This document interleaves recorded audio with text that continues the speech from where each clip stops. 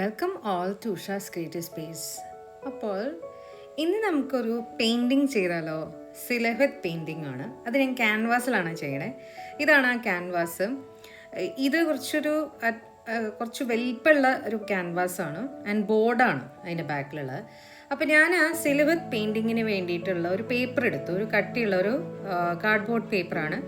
അത് ഞാൻ ഒരു ഹോഴ്സാണ് ഞാൻ സിലഹത്ത് ചെയ്യാമെന്ന് വിചാരിച്ചത്. അപ്പോൾ അതിൻ്റെ കട്ടൗട്ട് ചെയ്തിട്ട് ഞാൻ വെച്ചു. ഓക്കെ, അത് നമുക്ക് ആവശ്യമുണ്ട്.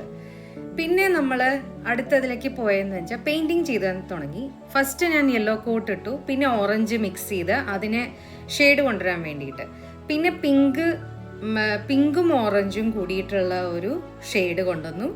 അത് കഴിഞ്ഞ് പിന്നെ താഴത്തെ ഒരു ഈ ഗ്രാസൊക്കെ കാണാൻ വേണ്ടിയിട്ട് ഒരു ഡിഫറെൻറ്റ് ഇഫക്റ്റ് കൊടുക്കാൻ വേണ്ടി ബ്രൗണും ബ്ലാക്കും യെല്ലോയും കൂടെ ഒക്കെ മിക്സ് ചെയ്തിട്ടുള്ളൊരു ഇതാണ്. പിന്നെ ക്ലൗഡ്സ് ചെയ്യാൻ തുടങ്ങി.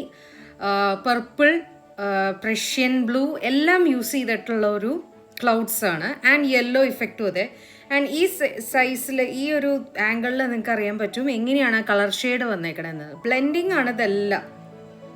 അത് കഴിഞ്ഞ് പിന്നെ ഞാൻ ഹോഴ്സിൻ്റെ ഒരു ചെയ്തത് ഞാൻ കട്ടൗട്ട് വെച്ചു. This is the time lapse video. അത് ഫുള്ള് ഞാൻ പെയിൻറ്റിങ് ആദ്യം ഔട്ട്ലൈൻ ചെയ്ത് പെൻസിൽ കൊണ്ട് ഔട്ട്ലൈൻ ചെയ്തു. ആൻഡ് ദെൻ ബ്ലാക്ക് പെയിൻറ്റ് എടുത്തിട്ട്, ഇത് ഗോഷെ പെയിൻ്റ് ആണ്, ബ്ലാക്ക് പെയിൻറ്റ് വെച്ചിട്ട് പെയിൻറ്റ് ചെയ്യാണ്. ഗോഷയ്ക്ക് നല്ലൊരു ഇഫക്റ്റ് നമുക്ക് കൊണ്ടുവരാൻ പറ്റും. എന്താണെന്ന് വെച്ചാൽ അതിന് ഈ ഒരു എന്താ പറയുക, ഹൈ പിഗ്മെൻറ്റഡ് പെയിൻ്റാണ്. അപ്പം നമുക്കിപ്പോൾ ഒരു വെള്ളം ആഡ് ചെയ്താലും വെള്ളം ആഡ് ചെയ്യാണ്ടേയും ഇഫക്റ്റ്. ആ മുടിക്കൊക്കെ ഞാൻ ഹോഴ്സിൻ്റെ മുടിക്കൊക്കെ കൊടുത്തത് ഒരു വെള്ളം ആഡ് ചെയ്യേണ്ട ഒരു ഇഫക്റ്റാണ്. അപ്പം ഡ്രൈ പോലെ വന്നു. പിന്നെ എന്താ വെച്ചാൽ ഞാൻ ഹൈലൈറ്റ് ചെയ്യാൻ തുടങ്ങി, ഹോഴ്സിൻ്റെ ഹൈലൈറ്റ് ചെയ്യാൻ തുടങ്ങി. ഇതാണ് അതിൻ്റെ ഫൈനൽ ഔട്ട്പുട്ട് ഹോഴ്സിൻ്റെ.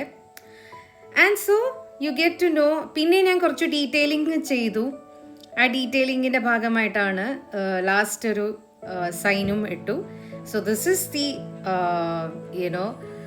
സിലുഹത്ത് പെയിൻറ്റിങ് എങ്ങനെയാണ് ചെയ്യേണ്ടത്, ക്യാൻവാസിൽ ചെയ്യേണ്ടത് എന്നുള്ള ഒരു വീഡിയോ ആണ്.